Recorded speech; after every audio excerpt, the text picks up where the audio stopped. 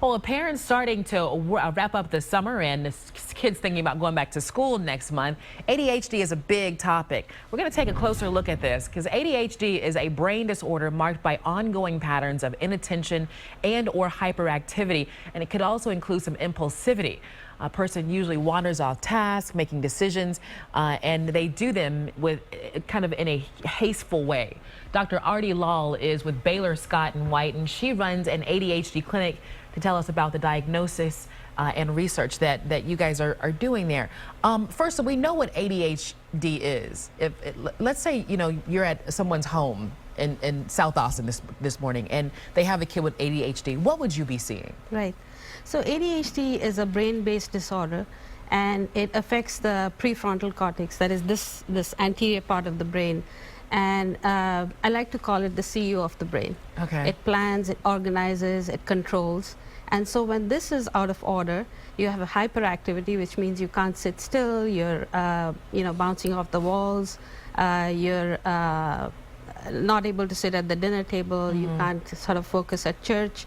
You're impulsive in thought, action, and speech, which means you blurt out stuff you don't mean to. Okay. And then you can't pay attention, especially in the classroom, and you're paying attention to everything else that you need to pay attention to, especially the boring stuff like, sitting in a classroom and having to pay attention to math. Right. Well, when all the other kids are calm and they're able to focus. Okay. And so a parent, if a parent says, "Oh my, that's my kid," the next step should be what? Right.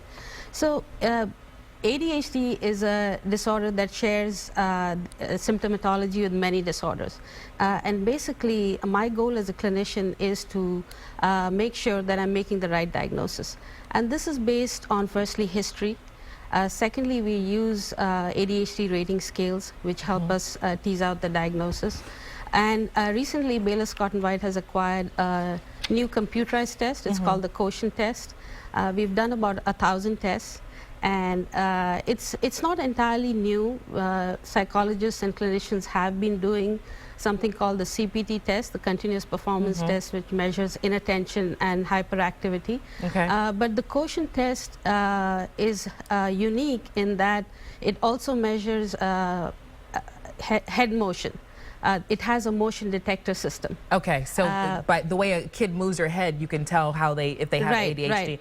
You said also too that Pokemon Go gives us some insight into this disorder. Right. What do you mean by that? Because Pokemon Go is the craze right now. Yeah. Well, yesterday I read a blog written by Peter Shankman on his website called Faster Than Normal, and he talks about the fact that when you're playing Pokemon Go, you're really focused on it. I mean, people have fallen cliffs playing the game. Car crashes, driving while playing this, right? So you're playing the game, and you in the background, you know what's happening around you. You're not paying attention to it. You're hyper-focused on the game, and according to him, that's exactly what ADHD feels like. Okay. Okay, so and I guess the other thing too is that there's this kind of obsession with it. Yes. When a kid have this. Yes. ADHD kids tend to get hyper-focused. They do very well with video games. They do very well with anything exciting. They're always looking for something exciting, mainly because that secretes the dopamine in the brain, which is deficient in the ADHD brain. Dr. Law, really quickly, if a parent wants their kid diagnosed, how do they find you? Well, basically, you can call 512-336-3400. That's a Baylor Scott and White center, the phone center number. And the test is covered by most insurance plans. It has especially been helpful in diagnosing adults with ADHD, as they say that the hyperactivity in childhood continues into adulthood.